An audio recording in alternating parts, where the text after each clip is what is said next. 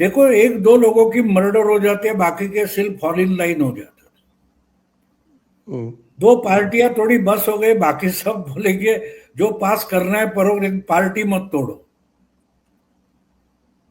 या और किसी को तोड़ने की जरूरत नहीं है। वो सब हाइपोथेकेशन में चले गए, पार्टी में उसी रहेंगे, वोट इधर करेंगे।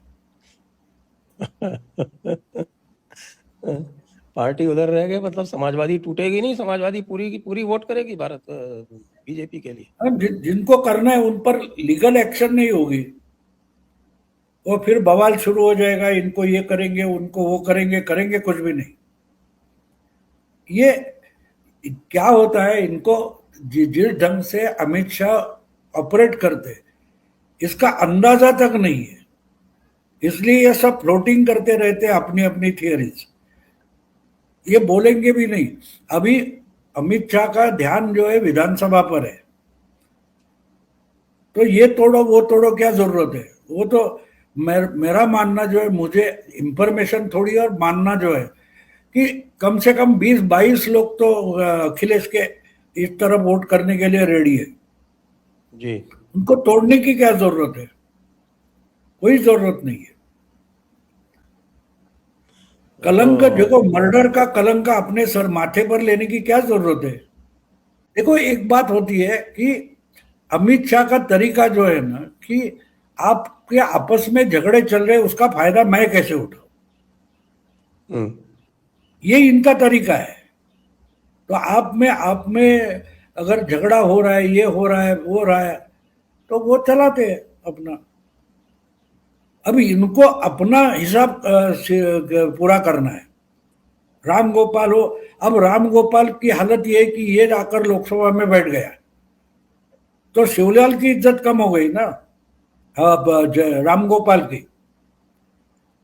तब तक तो ये जब तक यूपी में बैठेगा, राम गोपाल को दिल्ली में समाजवादी नेता माना जाता है। आजकल कौन पूछता है उसको, हर जगह यही जाता, लाल टोपी पहनकर, कव्वाल जैसे कि बाल बढ़ाए, और कव्वाली में बैठता नहीं है, पता लगे। तो कहने का मतलब ये है कि वो कव्वाली में वो आप ममता को भी देखो, क्या जरूरत थी, उन्होंने कभी आपको तोड़ा नहीं है, कभी कुछ तो आपका नुकसान नहीं किया है। तो ये कांग्रेस के लिए मरने पर आमादा क्यों है, ये मर जाते हैं और क्या बोलते हैं, कांग्रेस फिर जिंदा हो जाती है। और ये आज की बात नहीं, आप 77 से देखो, 77 में कांग्रेस मर गई थी, यहां तक हमने उस वक्त सुना था कि इंदिरा जी पॉलिटिक्स से संन्यास ले लेने वाली है। चरण सिंह ने गलती कर दी, और बाद में तो पार्टी ही गिरा दी, सरकार गिरा दी, तो ये रिवाइव हो गई। फिर 89 में विश्वनाथ प्रताप सिंह और बाकी समाजवादियों ने वही किया, फिर कांग्रेस रिवाइव हो गई। तो ये खुद को देखो, एक बात इनको समझनी चाहिए कि आप बीजेपी भी कल तक आप जैसी पार्टी थी ना, कांग्रेस के खिलाफ गठबंधन में हमेशा बीजेपी रहती थी। बीजेपी कहां की राष्ट्रीय पार्टी है, गुजरात में भी 95 के बाद, 90 के बाद आई है, राम जन्मभूमि के बाद। उसके पहले गुजरात में क्या थी, सोशलिस्ट पार्टी थी। गुजरात में 2 नंबर की पार्टी सोशलिस्ट पार्टी थी, जनसंघ 3 नंबर का होता था, यानी 4-6 लोग होते थे। महाराष्ट्र में भी जनसंघ की हालत वही थी। समझ, जनता पार्टी जो थी, बीजेपी थी, वो शरद पवार के गुट में थी। आप समझो, 85 में शरद पवार के जो पुलोत था उसमें कांग्रेस चली गई, अब बीजेपी चली गई। इसके लिए बाला साहब ने बोला कमलाबाई उसको आंख मार रही है, क्योंकि 85 शिवसेना और बीजेपी की पहली बार लोकसभा में युति बनी थी, लेकिन विधानसभा आते आते बीजेपी शरद पवार के साथ चली गई। तो बाला साहब बोले गई तो गई, कमलाबाई उसको आंख मारती थी, उसको घर में रख के करूं क्या। तो तब ये कमलाबाई बोला जाता है ना, वो बाला साहब उस वक्त बोले थे। फिर जब मुकेश प्रभु का चुनाव जीत लिया हिंदुत्व पर बाला साहब ने, उसके बाद बीजेपी फिर वापस आई और हिंदुत्व का झंडा बालासाहब से उन्होंने उठाया। तो बीजेपी भी एक क्षेत्रीय पार्टी थी, थोड़ी गुजरात में, थोड़ी मध्य प्रदेश, राजस्थान और हिमाचल, ये 3 राज्य थे, और यूपी में थोड़ी अच्छी थी। बाकी जगह बीजेपी थी कहाँ? 3-4 राज्यों की वो एमपी राजस्थान में थी थोड़ी थोड़ी। हाँ, एमपी, राजस्थान, हिमाचल और यूपी, बस वही तो बोल रहा हूँ। वो जनता पार्टी के समय इनके 3 मुख्यमंत्री जनता पार्टी करके बने थे। भैरव सिंह शेखावत थे, फिर कैलाश जोशी, और उधर मुझे लगता है उसका नाम भूल गया मैं, शांता कुमार। तो 3 मुख्यमंत्री जनता पार्टी के समय के थे। और यूपी में उनकी थोड़ी ताकत थी, बिल्कुल नहीं ऐसी नहीं, लेकिन ठीक है, 40-50 एमएलए लाने की थी। हाँ, 40-50 उत्तराखंड के साथ। तो बीजेपी खुद एक क्षेत्रीय पार्टी थी, लेकिन 84 के बाद, 84 में जो धक्का हुआ, उसके बाद राम मंदिर का, जन्मभूमि का आंदोलन शुरू हो गया, और आरएसएस ने तय किया कि अब हमको अपनी पहचान और नेशनल पार्टी के तौर पर खड़ा रहना है। और इसलिए देखो, वोटर ने एक बात बता दी 77 में कि हमको कांग्रेस को हटाना है। 77 का सबसे बड़ा सबक जो है वो ये था कि जनता और वोटर चाहता है कि हमको कांग्रेस को हटाना है, और इसलिए गठबंधन बना। तो ठीक है, गठबंधन भी चला लेंगे, लेकिन गठबंधन चलता नहीं तो वो जो 77 की लीगेसी है, वो एंटी कांग्रेस का पूरा वोटर अपने पास कंसोलिडेट करना, ये आरएसएस ने तय किया 84 में। और इसलिए आपको समझना चाहिए कि जो जनसंघ था वो वापस जनसंघ नहीं बना, वो जनता पार्टी, भारतीय जनता पार्टी बना। मतलब क्या है कि 77 की जो लीगेसी है वो आज बीजेपी के पास है,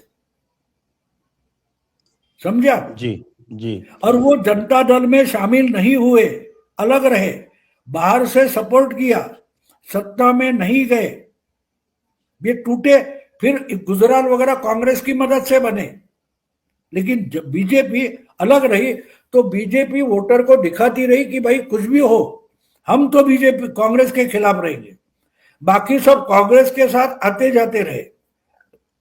तो एंटी कांग्रेस जो वोटर था, वो जनता दल का हो, जनता पार्टी का हो, और कम्युनिस्ट पार्टी का हो, किसी का भी हो, महाराष्ट्र में जो अदर सेक्युलर पार्टी है उनका वोटर जो था, हेगड़े के पास कर्नाटक में था, जनता दल, जनता पार्टी कर्नाटक में बड़ी पार्टी थी, उसकी लीगेसी बीजेपी के पास आ गई, याद करो आप। तो बीजेपी क्षेत्रीय पार्टी से राष्ट्रीय पार्टी बनी, क्योंकि हर राज्य का जो एंटी कांग्रेस वोटर है उसको बीजेपी ने कंसोलिडेट किया, उनको बताया, समझा कि देखो, तुमको अगर कांग्रेस को वोट देना नहीं है तो हमको दो, बाकी तुम किसी को भी, जनता दल दे दो, कम्युनिस्ट को दे दो, किसी को भी दे दो, वो तो कांग्रेस का ही जाएगा। अगर एंटी कांग्रेस हो तो हमको दे दो। वो जो है ना, आकाशात पतितम तोयम यथा गच्छति सागरम, हाँ, जी जी, बिल्कुल। सर्वदेव नमस्कारा केशवम प्रति गच्छति। तो केशव कौन है? हेडगेवार है ना? केशव कौन है? वो केशवराव हेडगेवार है, समझे? तो पूरा एंटी कांग्रेस वोटर इन्होंने कंसोलिडेट किया, वो अपने आप नेशनल पार्टी बन गई। अगर यही काम समाजवादी करते तो भी, कम्युनिस्ट करते तो भी एंटी कांग्रेस, लेकिन उसके लिए रुकना पड़ेगा। अब आप बीच में अगर लाओगे कि नहीं नहीं हमको आरएसएस नहीं चाहिए, अरे सीपीएम और बीजेपी मिलकर आपने वीपी सिंह को प्रधानमंत्री बनाया था, तो बाजू बाजू में कौन बैठे थे? तो कहने का मतलब है कि जो एंटी कांग्रेस वोटर है उसको बीजेपी कंसोलिडेट करते जा रही है, और उसका प्रभाव है, और उसको इन्होंने हिंदुत्व का तड़का लगाया, तो और आसान हो गया, जाति के ऊपर उठकर है। जो क्षेत्रीय पार्टियां बनी वो क्या थी? वो मुस्लिम और कोई लोकल स्ट्रांग पार्टी, तो उसमें जाति की पार्टी है, उसको हिंदुत्व से न्यूट्रलाइज कर दिया, मार्जिनलाइज कर दिया, तो हिंदुत्व का वोटर बन गया। और बाकी सबको यानी कांग्रेस लेकर पूरे सेक्युलर लिबरल पार्टीज है, उनको बीजेपी ने आज लोगों के सामने जिहादी बनाकर रखा है। तो फिर यह आपके अब यही काम थोड़े सोफिस्टिकेटेड लेवल पर मणिशंकर अय्यर करता था, उस वक्त राहुल गांधी ने उसको हटा दिया। उद्धव ठाकरे समय पर संजय राउत को अलग कर देते तो शायद इतना नुकसान नहीं होता। एक तो बात ऐसा लग आपको रहा है समझनी चाहिए कि कौन अपने लिए पार्टी का काम कर रहा है, तो आपको ये समझना पड़ेगा। आप अपने लिए पार्टी का नुकसान अगर कोई कर रहा है तो उसको हटाना पड़ेगा। फिर वो यशवंत सिन्हा हो, अरुण शौरी हो, शत्रुघ्न सिन्हा हो, बीजेपी ने क्या किया, उनको इग्नोर किया, हो गए। और इनको मालूम था कि ये जाएंगे तो अच्छा होगा, कांग्रेस के साथ जाएंगे कांग्रेस का नुकसान करेंगे, तृणमूल के साथ जाएंगे तृणमूल का नुकसान करेंगे। ये लोग लाइबिलिटी है, एसेट नहीं है। अमित शाह ने अगर शुभेंदु अधिकारी को लाया, हिमंता को लाया, they were asset, they liability नहीं थे। वो अपना कुछ बनाना चाहते थे और अपने साथ जो पार्टी में है उस पार्टी को भी बनाना चाहते। यशवंत सिन्हा, अरुण शौरी, शत्रुघ्न सिन्हा वगैरह लोग जो है, कीर्ति आजाद वगैरह, they are liability to any party. वैसे ही संजय राउत ये शिवसेना के लिए लाइबिलिटी है, एसेट नहीं है। अब उद्धव ठाकरे उसको एसेट समझ बैठे, तो क्या करोगे आप, ये समझना जरूरी है। और जिस ढंग से बीजेपी और अमित शाह पॉलिटिक्स करते हैं, अब देखो एक बात और देखो आप, कि बंगाल का चुनाव जीत गए, उसके बाद 1-1.5 महीना हो गया, अभी उसी बंगाल में जाकर प्रधानमंत्री ने योगा दिवस मनाया। अपने पैर जमाना इंपॉर्टेंट होता है, चुनाव जीतना नहीं। चुनाव तो कोई भी जीतता है। अब पिछले लोकसभा चुनाव में अखिलेश ने 37 सीटें लाई, अच्छी बात है, तुम्हारी पार्टी के लिए अच्छी है, लेकिन पैर जमाने की क्या कोशिश की, बिल्कुल नहीं। जीत गए जीत गए जीत गए, नाचना शुरू किया, लाल टोपी लगाई, कव्वालियां गाना शुरू किया, आगे क्या किया, कुछ भी नहीं। तो एक बात होती है कि आपको पैर जमाने पड़ते। अब देखो हरियाणा हो या महाराष्ट्र हो, बिहार हो, जहां बीजेपी ने अपनी सत्ता लाई है, तो उन्होंने पैर जमाने की कोशिश की है। आहिस्ता आहिस्ता 1.5 साल में महाराष्ट्र में देखो, बाकी कोई पार्टी बची ही नहीं। 40 साल के चाणक्य 2 साल में खत्म हो गए। शरद पवार को कोई पूछता तक नहीं, भूल गए लोग पवार को, पवार के चमचे ही भूल गए।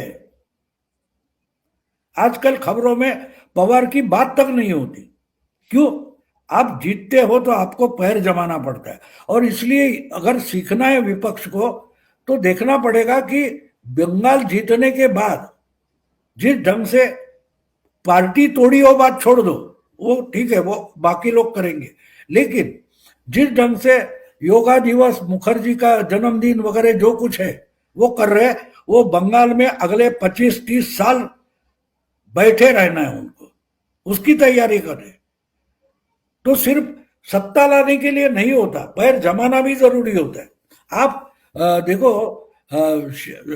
जब मराठा सत्ता थी तो उन्होंने ग्वालियर हो बाहर निकल कर कहां कहां पहुंचे, अटक तक गए, उधर तंजावर तक गए, तो वहां जाके बैठ गए मराठा सरदार। तब जाके मराठाओं का एक बड़ा साम्राज्य बन गया था ना। तो ये क्या करेंगे, अखिलेश यूपी से बाहर नहीं निकलेगा और उद्धव मातोश्री से बाहर नहीं निकलेगा। तेजस्वी यादव ने क्या किया पिछले 8 महीने में, आप बोलो मुझे, कुछ किया है? राहुल गांधी ने क्या किया? शरद पवार की राहुल पार्टी बची गांधी, रहेगी क्या? हाँ, शरद पवार की पार्टी बची रहेगी क्या, या फिर वो समर्थन दे देंगे भाजपा को नारी वंदन बिल के लिए? मैंने बोला है ना, हाइपोथिकेशन में है। वो रहेंगे उसी पार्टी में। बीजेपी को इनकी संख्या नहीं चाहिए, यानी वोट चाहिए, संख्या नहीं चाहिए। अगर इनको आप साथ अब वो पार्टी में ले, यानी बीजेपी अपने पास ले लेती है तो अगले चुनाव में टिकट देना पड़ेगा ना। तो टिकट तो देना नहीं है, लेकिन आज उनका वोट चाहिए। उसको हाइपोथिकेशन बोलते कि चीज आपके हाथ में रहेगी, लेकिन नाम किसका रहेगा? पवार का रहेगा। तो दे देंगे। शरद पवार क्यों, बहुत सारी पार्टियां, संजय आपके अखिलेश की पार्टी वाले देने वाले, दे देंगे। बस भाई हमारी पार्टी मत तोड़ो। तो पार्टी ना तोड़ने के बजाय, पार्टी ना तोड़ने के लिए इसको एक तरीके से, मैं अपोजिशन में होता तो मैं बोलता ये अमित शाह तो एक्सटॉर्शन कर रहे, इसको एक्सटॉर्शन बोलते कि तुम्हारी पार्टी चल ना तोड़ने के लिए वोट इधर दे दो, बाकी तुम्हारे नाम से चुनकर है, हमको कोई फर्क नहीं पड़ता। जी, अब उत्तर प्रदेश में क्या होने वाला है चुनाव में, आपका क्या, मेरा अंदाज ये है, क्या भविष्यवाणी है? मुझे ऐसा लगता है कि मायावती अखिलेश से बड़ी पार्टी बनकर उभरेगी। अभी तो मायावती ने कुछ काम ही चालू नहीं किया। नहीं, उसको क्या काम करने की क्या जरूरत है? अरे सब पार्टियां अमित शाह ही चलाने लगे आजकल, ये आप समझ लो। मायावती की पार्टी उभरे, देखो आज भी उनके पास 10-12% वोट है उत्तर प्रदेश में। उनके पास ढांचा है पार्टी के संगठन का, और वो बड़ा निष्ठावान है। अगर उसको बाहर से थोड़ी भी मदद मिल जाए, अखिलेश की पार्टी पूरी की पूरी मुस्लिम वोट पर भरोसा रखकर है, यादव पर, तो यादव तो इनके हाथ से छिटक जाएंगे हिंदुत्व के नाम पर। लेकिन मायावती का जो दलित वोटर है वो, और उसमें जो आपके यूजीसी वगैरह के कारण जो डिस्टर्ब हो गए, वो मायावती के साथ चले जाएंगे।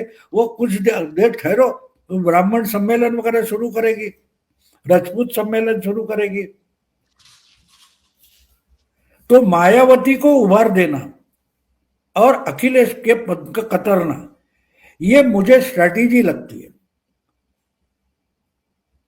कि विपक्ष के लिए आपकी सलाह क्या है? तो मैंने बोला सबसे पहला कदम यह है कि पूरे के पूरे आपके सब प्रवक्ता है उनको सैक करो। दूसरा कदम यह है कि आपके पार्टी का कोई नेता वगैरह अगर मीडिया में, चैनल पर या पेपर में उसकी फोटो दिखाई दे, उसको सैक करो। आपकी पार्टियां मीडिया से बाहर निकालो, क्योंकि आपकी पूरी पार्टियां मीडिया में अटकी हुई है। उनको लगता है कि मीडिया में बहस में जीत गए, जमीन पर तो आप हो नहीं। अब ममता की हालत देखो, आप ममता की हालत देखो, उनके प्रवक्ता तक खिसक गए। वो अभी कौन, फरियाद हकीम उनका मेयर, फिर बोलो कैबिनेट तो मिनिस्टर। आपकी पार्टी कितनी खोखली है आपको पता नहीं है। आपकी पार्टी खोखली है और पूरा विपक्ष खोखला है। मुझे तो लगता है और 5 साल के बाद ये सारे के सारे अपनी पार्टियां चलाने का काम अमित शाह को आउटसोर्स कर देंगे कि भाई तुम ही हमारी पार्टियां चलाओ, और 2-2, 5-5, 15-15 चुनकर लाओ। तो आप 400 ले लो और 154 वगैरह वो हमारे लिए बचा के रखो। ये सब अमित शाह को पार्टियां आउटसोर्स करेंगी, आप चलाओ।